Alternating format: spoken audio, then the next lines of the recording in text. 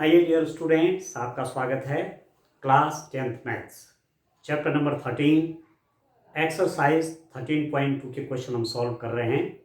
पृष्ठीय क्षेत्रफल और आयतन, सरफेस एरियाज एंड वॉल्यूम।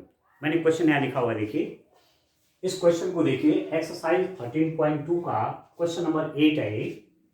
एक गोलाकार कांच के बर्तन की एक बेलन के आकार की गर्दन है जिसकी लंबाई 8 सेंटीमीटर है और व्यास 2 सेंटीमीटर है, जबकि गोलाकार भाग का व्यास 8.5 सेंटीमीटर है। इसमें भरे जा सकने वाले पानी की मात्रा मापकर एक बच्चे ने यह ज्ञात किया कि इस बर्तन का आयतन 345 सेंटीमीटर क्यूब है। जांच कीजिए कि उस बच्चे का उत्तर सही है या नहीं, यह मानते हुए कि उपरोक्त मापन आंतरिक मापन है और pi is equal to 3.14।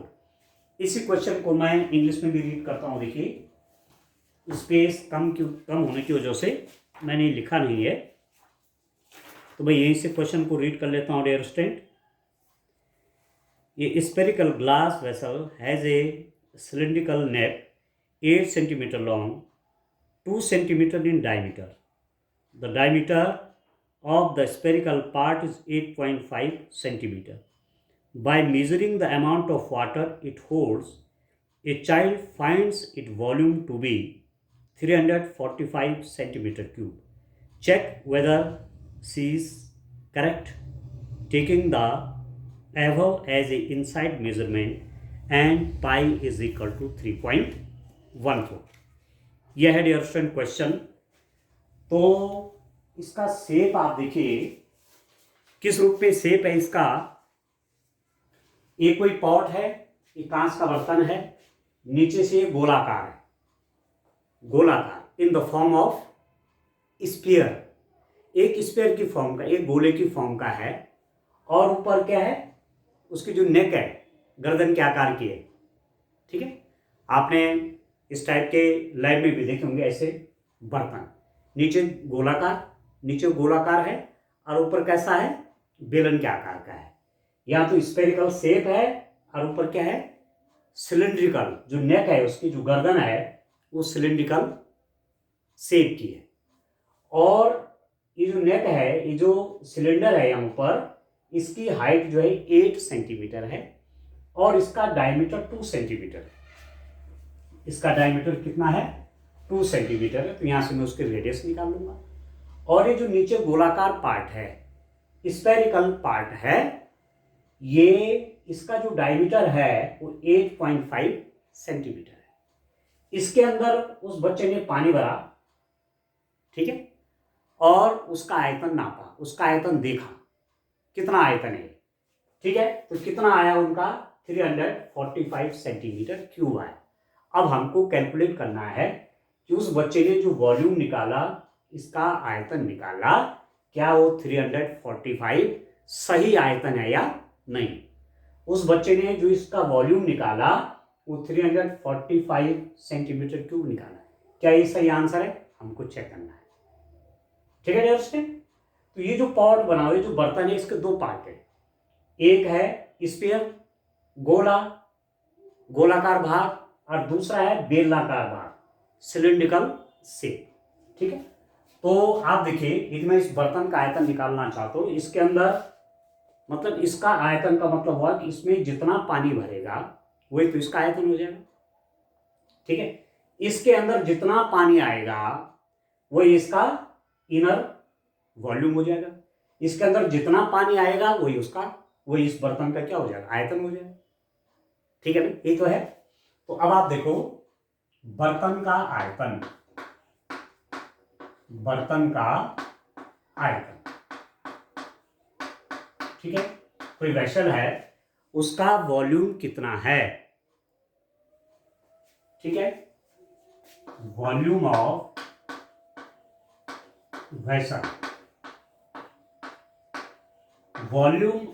Vessel, vessel का वॉल्यूम कितना हुआ, दिस इज इक्वल टू गोलाकार भाग का आयतन,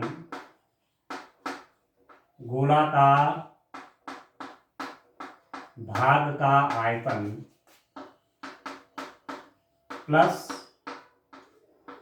बेलनाकार भाग का आयतन, बेलनाकार भाग का आयतन। ठीक है,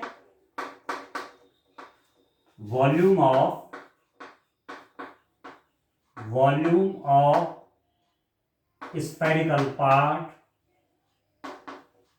spherical part plus volume of cylindrical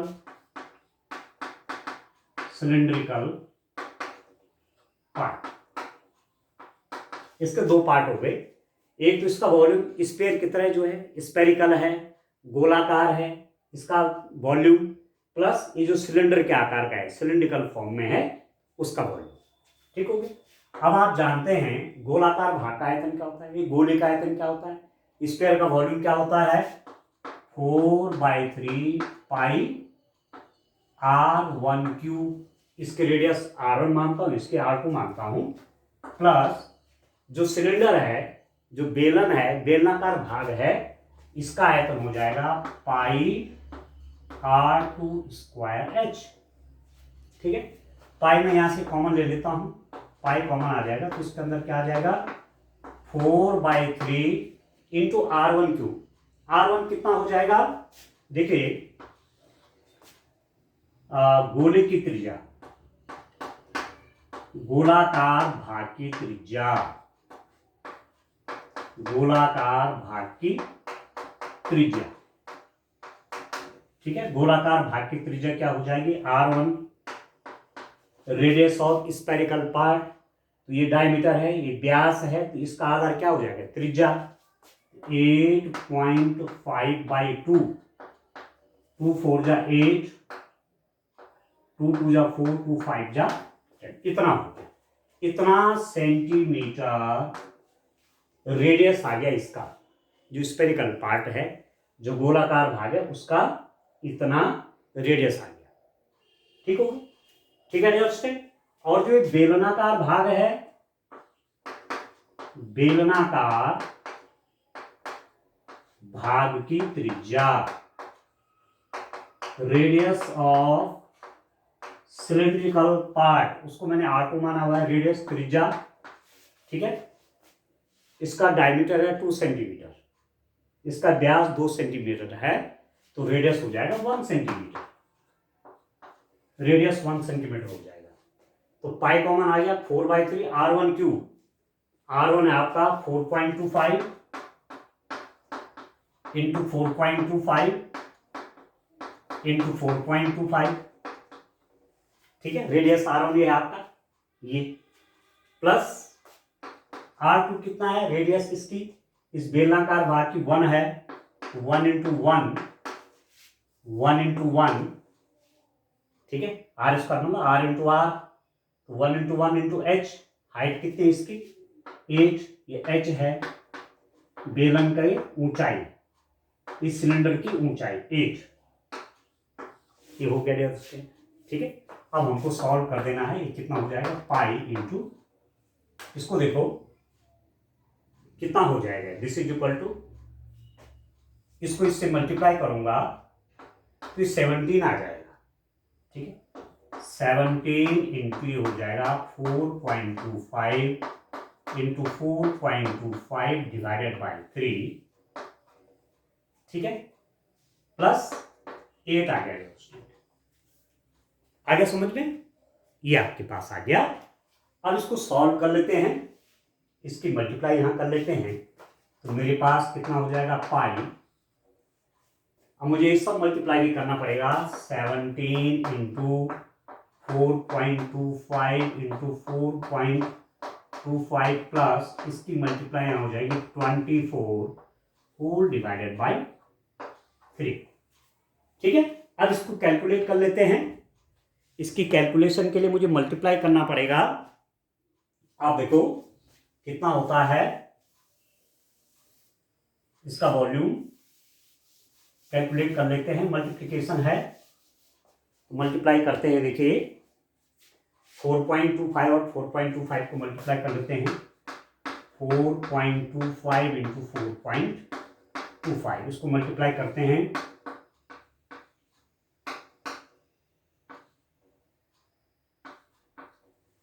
ठीक है, 5 पंजे 25, 2 5 12 का 2 1, 5 चौके 20 और 1 21, 2 पंजे 10 का 0 1, 2 दूनी 4 और 1 5, 2 चौके 8।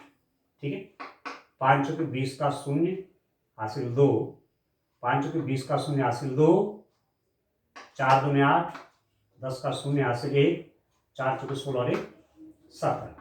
अब इसको प्लस करिए, 5 2 6, ये हो गया डेसिमल 1 2 3 4, 1 2 3 4, 18.0625, 18.0625 इसका मल्टीप्लाई, इसका मल्टीप्लाई ये हो गया। इसको मैं 17 से भी मल्टीप्लाई कर लेता हूं। ठीक है, तो इसको 17 से भी मल्टीप्लाई कर लेते हैं। कितना हो रहा है ये 18.0625 इंटू इस 17 से मल्टीप्लाई कर लेते, कितना हो गया 17 पंजे 85, 8 17 दूने 34 और 8 42 का 2 हासिल 4, 17 छके 102 और 106। ठीक है, 17 छके 17 पंजे 85, 17 पंजे 85 का 5 हासिल हो गया 8, 17 जने 34 और 8 42 का 2 हासिल 4, 17 छके 102 और 4 हो गए 106, 06 हो जाएगा यहां पर। ठीक हो गया, और एक यहां पर क्या हो जाएगा आपका कैरी हो जाएगा, और एक कितना हो जाएगा 17 8 128, नहीं 17 8 136, 136 में एक जोड़े 137, तो 13 17 कम 17 और 13 हो आपका 30, 1 2 3 4, 1 2 3 4, यहां पर आ जाएगा 307.0625। ठीक है, तो इसका इससे मल्टीप्लाई करके ये आ रहा है। तो चलिए मैं लिख देता हूं यहां पर, आप देखो स्टैंड ए मल्टीप्लीकेशन यहां पर देख लीजिए, पाई तो बाहर ही है, यहां पर इस सब का मल्टीप्लाई आ गया 307.0625 प्लस 24 होल डिवाइडेड बाई 3। अब इसको जोड़ लीजिए, प्लस कर देंगे, इसमें इसका प्लस करेंगे तो पाई, ये तो ये रहेगा 0.0625, इसमें करेंगे 7 और 4 11, 2 और 1 3, ये हो गया 331.0625 बटे 3 आ गया। अंडरस्टैंड, 331.0625, ठीक है, डिवाइडेड बाय 3। अब क्या करेंगे, अब आप देखो पाई की वैल्यू रख लीजिए, पाई की वैल्यू आप रख देंगे तो फिर मल्टीप्लाई हो जाएगा। ठीक है, और उसके बाद आप डिवाइड कर लेंगे, उसके बाद डिवीजन हो जाएगा 3 से, तो कैलकुलेशन पूरी हो जाएगी। पाई की वैल्यू है 3.14, इसको लिख लीजिए 331.0625, ठीक है, इनटू पाई, या आप ऐसा भी कर सकते हैं 3 से डिवाइड करके पाई की वैल्यू से मल्टीप्लाई कर सकते हैं, या यहीं पर कर लीजिए 331.0625 गुणा गया, पाई की वैल्यू आप जानते हैं 3.14 होती है, होल डिवाइडेड बाय 3। अब इन दोनों का मल्टीप्लाई कर लेता हूं जरा। ठीक है, मल्टीप्लाई थोड़ा सा लॉन्ग है, नो प्रॉब्लम, मल्टीप्लाई तो आपको करना है डियर स्टूडेंट। ठीक है, प्रैक्टिस बढ़िया बन जाएगी। तो ये हो गया, देखो 0.625 3.14, कितना हो जाएगा, पहले 4 से गुणा करिए, 4 पंजे 20, 2, ठीक है, 4 दूने 8, 10 का 0 1, 6 24 और 1 25, 4 एकम 4, 4 कम 12 का 2, 4 कम 12 1 13, फिर 5 2 6 0 1 3 3, फिर 3 से करिए, 5 या 15 का 5 आसन 1, 3 दूनी 6, 1 7, 6 3 18, 3 एकम 3, 3 तिया 9, 3 तिया 9। ये हो गया 0 5, 5 बार 10, 12 का 2 1, 7 और 1 8, 8 और 14 2, 16 का 6 1, 9 और 7 13 का 3 1, 1 2 4 5, ठीक है, 9 9 3 12, 13 का 3 10, क्योंकि 1 2 3 4 5 6, 1 2 3 4 5 6, 1039.5362 1039.5362 इन दोनों का मल्टीप्लाई, पाई की वैल्यू रख करके आपके पास आ गया 1039.536250 डिवाइडेड बाई 3। अब डिवाइड कर लीजिए, देखिए अब मैं इसमें इसका डिवीजन करता हूँ, भाग देता हूँ, तो देखो कितना आएगा। आपकी समझ में आ रहा होगा क्वेश्चन, ठीक है। मतलब सिंपल है ये कि एक तो स्फीयर का वॉल्यूम चाहिए, नीचे का भाग उसका स्फेरिकल है, ठीक है, गोलाकार है, तो गोले का आयतन प्लस ऊपर जो इसमें बेलन है उसका आयतन। अब बाकी मैं कैलकुलेशन कर रहा हूं, बाकी तो कैलकुलेशन में टाइम लग रहा है। 0.536250 डिवाइडेड बाई 3, भाग करिए, 3 3 9, 13, 3 चौके 12, 1 19, 3 छके 18, 1 डेसिमल 5 आ जाएगा, 3 पंजे 15, ठीक है, फिर 3 उतर गया, 3 एकम 3, फिर उतर गया 6, 3 दूनी 6, अप टू इसी टाइप से करते रहिए आप इसको, डैश डैश डैश।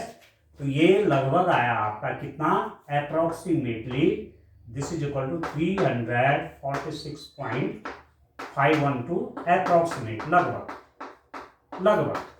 कितना आया, 346.52 या 5 एक भी लिख सकते हैं, तीनों को तो नहीं लिखे तो इतना लिख दो, 346.5 निकाल दिया, ठीक हो गया।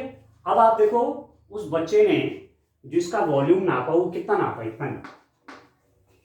उस बच्चे ने इसका आयतन कितना बताया, इतना, और हमारा कितना है कैलकुलेशन से, इतना, ठीक है।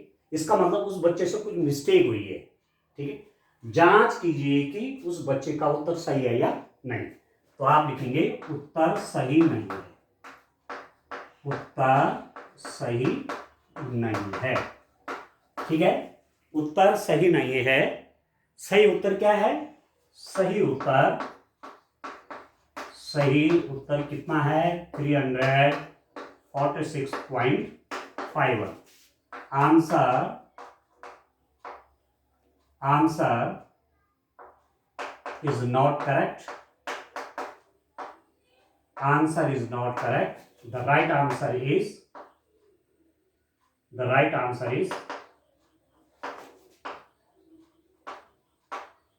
346.51 सेंटीमीटर क्यूब। सही उत्तर आपका इतना आ गया, इतना सेंटीमीटर क्यूब, सेंटीमीटर क्यूब भी लिख दीजिए, ठीक है। हमने जो कैलकुलेशन किया उसके हिसाब से इतना आया, 346.51 लगभग डेसिमल के बाद, और उनका 345 आया, तो आंसर करेक्ट नहीं है, क्योंकि मैथ्स में तो आंसर बिल्कुल मिलना चाहिए ना। इसका मतलब उत्तर सही नहीं, सही उत्तर इतना है, ठीक है बच्चों। Answer is not correct, the right answer is 346.41। तो इस रूप में आपने इस क्वेश्चन को सॉल्व करना है, ठीक है डियर स्टूडेंट। अब ये इस एक्सरसाइज का तो क्वेश्चन आपके पूरे हो गए, ठीक है। अगली जो एक्सरसाइज है किस पर डिपेंड है, वो इस पर डिपेंड है कि माना आपने एक मोमबत्ती को गलाया, ठीक है, उसको हीट किया, हीटअप किया तो पूरा गल गया, ठीक है। तो मोमबत्ती किस फॉर्म की होती है, मोमबत्ती आपकी इस रूप की होती है, सिलेंडर के आकार की, सिलेंड्रिकल फॉर्म में होती है, बेलनाकार होती है मोमबत्ती। अब आपने उसको गला दिया, गलाने के बाद आप माना एक किसी खिलौने के आकार उसको देना चाहते हैं, ठीक है ना। मोमबत्ती को गलाया आपने, ठीक है, और उसको कैसा आकार देना चाह रहे हैं, ये खिलौने के आकार देना चाह रहे हैं, तो आपको एक खिलौने वाला जिस आकार में आप देना चाहते हैं, जिस फॉर्म में आप उसको बनाना चाहते हैं, जिस आकार में बनाना चाहते हैं, जिस शेप में बनाना चाहते हैं, उस सांचे में, उस स्ट्रक्चर में आपने वो गली हुई मूंग डाली। जब वहां जम गई, फिर आपने उसको निकाला तो शेप चेंज हो गया। ठीक है, तो वो जो मोमबत्ती जो आपने गलाई वही तो बन गई वो। ठीक है, यहां मोमबत्ती किस फॉर्म की थी? सिलेंडर के आकार की थी। ठीक है, बेलनाकार आकार की थी। वहां क्या बन गई? किसी खिलौने के आकार के आपने उसको बना दिया। तो इस पर डिपेंड क्या है, इस एक्सरसाइज की क्वेश्चन है। आइए मैं एक्सरसाइज 13.3 का क्वेश्चन नंबर फर्स्ट देखता हूं डियर स्टूडेंट। आइए डियर स्टूडेंट, एक्सरसाइज 13.3 का क्वेश्चन नंबर 1 करते हैं। क्वेश्चन नंबर फर्स्ट देखिए, त्रिज्या 4 सेंटीमीटर वाले धातु के एक गोले को पिघलाकर त्रिज्या 6 सेंटीमीटर वाले एक बेलन के रूप में ढाला जाता है। बेलन की ऊंचाई ज्ञात कीजिए। A metallic sphere of 4.2 centimeter is melted and recast into the shape of a cylinder of radius 6 centimeter. Find the height of the cylinder. अब कितना अच्छा क्वेश्चन है। ये गोला है, इसको पिघला करके ये बनाया है सिलेंडर। ये स्फीयर है, स्फीयर है, ये गोला है कोई। ठीक है, ये सिलेंडर है, सिलेंडर में बनाया उसको बेलन। ठीक है डियर स्टूडेंट, इसकी जो रेडियस है आर, इसकी रेडियस कितनी है? 4.2 सेंटीमीटर। और इसकी रेडियस कितनी है? इसकी रेडियस है 6 सेंटीमीटर। ठीक है, आप समझ रहे हैं? ये गोला है, इसकी रेडियस माना 4.2 सेंटीमीटर है, दिया हुआ है। और इस गोले को पिघला करके एक सिलेंडर बनाया और सिलेंडर की रेडियस क्या है? 6 सेंटीमीटर। आया समझ में? ठीक है डियर स्टूडेंट, तो आपको क्या निकालना है? बेलन की ऊंचाई ज्ञात कीजिए। ये जो बेलन बना, इसकी ऊंचाई कितनी है? तो मैं ये मान लेता हूं कि h सेंटीमीटर इसकी हाइट है, h सेंटीमीटर। गोले को पिघलाया और बेलन बनाया। ठीक है, इसकी रेडियस भी मालूम है, इसकी रेडियस भी मालूम है, इसकी त्रिज्या भी मालूम है, इसकी त्रिज्या भी मालूम है, परंतु कितने ऊंचाई का बेलन बना वो मालूम नहीं, वो ज्ञात करना है। ठीक है, तो कैसा क्वेश्चन है ये? जितना वॉल्यूम इसका होगा उतना ही वॉल्यूम इसका होगा। गोले को गला करके सिलेंडर बनाया, गोले को गला करके बेलन बनाया, तो जितना आयतन इसका होगा उतना आयतन इसका होगा। ठीक है, इतना ही तो होगा ये भी, भले शेप अलग अलग हो गया। जैसे मैं भी आपसे कह रहा था, एक गिलास पानी है, पानी का वॉल्यूम है इतना, आपने उस गिलास के पानी को किसी बोतल में डाल दिया तो उसने आकार तो बदल गया, शेप तो उसका चेंज हो गया। ठीक है, शेप चेंज हो गया है, बोतल की शेप का हो गया है। ठीक है, बोतल के शेप का हो गया है, पर वॉल्यूम तो वही है। जितना वॉल्यूम गिलास के अंदर उस पानी का था, जितना आयतन गिलास के अंदर उस पानी का था, उतना ही आयतन बोतल के अंदर पानी का होगा। ठीक है, उसमें तो कोई चेंज नहीं आया, केवल शेप चेंज हो जाएगा। तो वैसे ये भी है, इस स्फीयर को गलाया, ये गोला है, ये गोला है, इस गोले को गलाया और एक सिलेंडर बनाया उसी से। इसका मतलब इसका वॉल्यूम और इसका वॉल्यूम सेम होना है। जितना आयतन इसका होगा उतना आयतन इसका होगा। ये मेन बात जो फंडामेंटल समझना है कि इससे ये बना हुआ है, तो जितना आयतन इसका होगा उतना आयतन इसका होगा। ठीक है, तो मैं मान लेता हूं, माना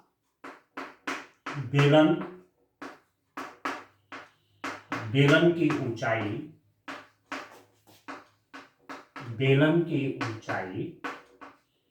h सेंटीमीटर है। Let the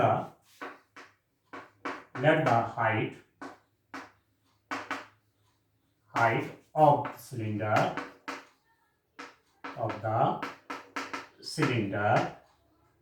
be h centimetre. माना इस बेलन की हाइट h सेंटीमीटर है। ठीक है, तो अब आप देखो क्या हो जाएगा। गोले को पिघला करके क्या बनाया? बेलन बनाया, तो क्या हो जाएगा? गोले का आयतन बराबर गोले का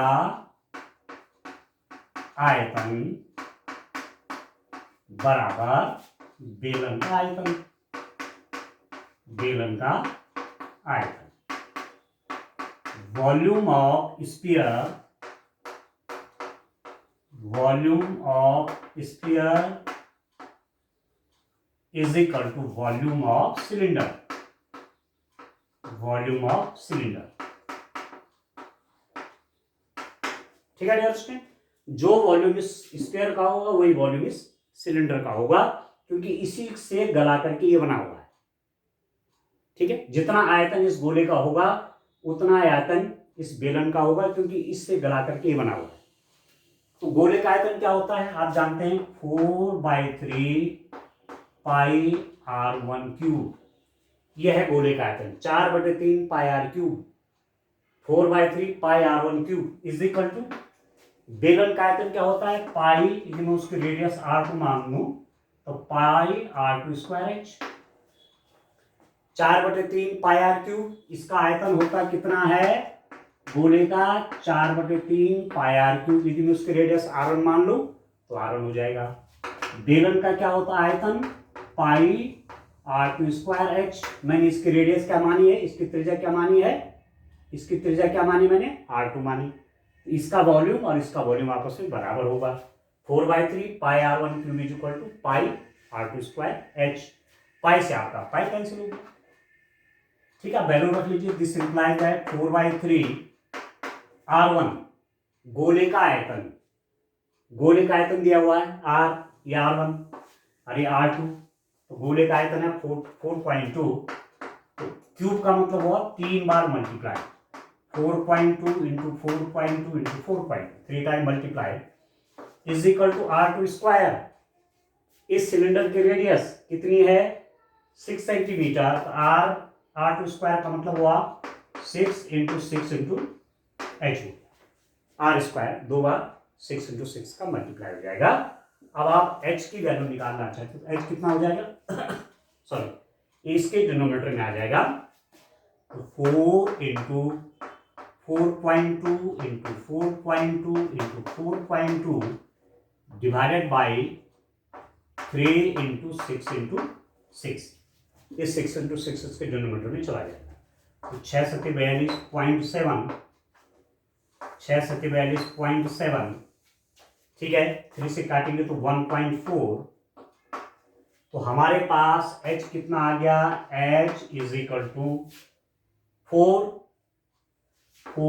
इंटू 1.4 इंटू 0.7 इंटू 0.7।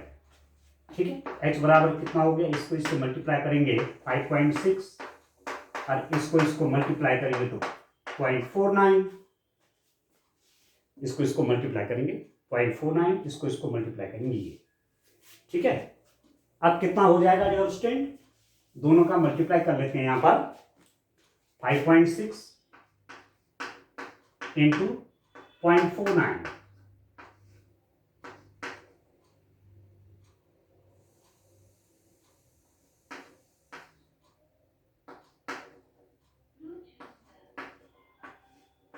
फोर 4 7 2 1 2 3 1 2 3, ये आ जाएगा 2.744, h बराबर हो गया 2.744 सेंटीमीटर। तो आपसे क्या पूछा जा रहा था, बेलन की ऊंचाई, h में क्या माना हुआ है, बेलन की ऊंचाई माना हुआ है, तो यहां पर लिख दीजिए बेलन की ऊंचाई, बेलन की ऊंचाई बराबर 2.744 सेंटीमीटर। ठीक है, height of the cylinder is equal to 2.744 centimetre, या आप एक अंक तक लिखना चाहते हैं तो 2.74 भी लिख सकते हैं। Height of the cylinder is 2.74, 2 अंक तक लिखना चाहते हैं, 3 अंक तक निकाला है तो 2 डिजिट तक हो जाएगा 2.74 सेंटीमीटर।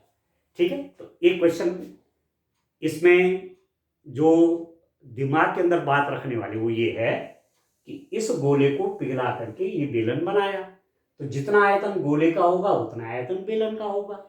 अब गोले का आयतन का सूत्र आपने बेलन के आयतन के सूत्र के बराबर रख दिया, और एच की वैल्यू निकालनी, ठीक है।